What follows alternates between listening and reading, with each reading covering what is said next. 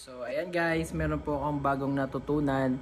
May nakita po akong video sa hindi pala video, may nabasa po akong article na pag na-dandruff po kayo at hindi po kailangan gumamit ng mga kung ano-anong mga harsh na chemical sa ating ulo or sa ating buhok. Ang kailangan lang daw po ay anti-dandruff shampoo or anti-dandruff shampoo. And after po nun, patuyuin nyo po kaagad, or hindi naman kaagad, tuyuin nyo po gamit po ang hair blower. Huwag nyo po siyang patuyuin by air dry or like sa ginagawa ko po araw-araw, ligo, tapos towel, tapos alis na. Kung kailan lang siya matutuyo, yun na. So yan pala yung isang cause ng dandruff. So, ito po ang ating tutorial ngayon. Ano ba yan? Sound Ilonggo na naman tayo. Susubukan lang po natin. Ito po ay magbo-blow dry po tayo ng aking buhok. And ayan po. So, continue ko lang po ito hanggang matuyo para iwas po sa dandruff. So, yan lang po. Konting kaalaman lang po na nabasa ko sa article dito po sa, siyempre sa World Wide Web, sa Google.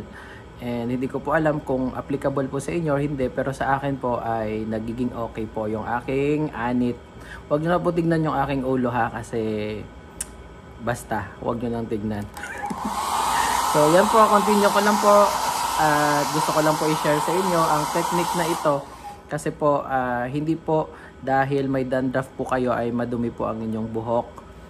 Check nyo na lang po sa Google kung bakit po kayo nagkaka-dandruff, kung ano po ang nagkukos ng mga nagkakate or nagfi-flakes ang ating anit or ang ating scalp.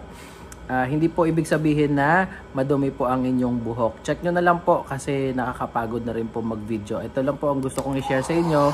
Pag na-dandruff po kayo, subukan nyo po mag-air dry gamit po yung mga portable or itong mga blowers na ito. So, yan lang po. Thank you so much. And napakainit ng blower. Sana po ay may natutunan kayo and double check nyo na rin po kung totoo po ba o hindi. Try nyo rin po. Wala naman pong mawawala, diba?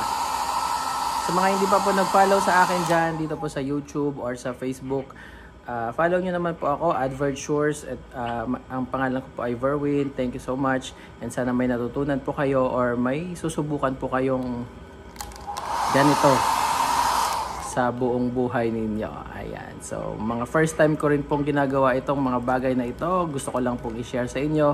And sana po ay mag-iwan po kayo ng bakas. Follow nyo po ako dito sa YouTube or sa YouTube channel ko po na Advertures or sa Facebook po. Iwan po kayo ng bakas, mag-like po kayo, mag-comment para makabalik po ako sa inyo ng aking mga appreciation din sa inyong mga videos. Thank you so much and God bless. Bye-bye.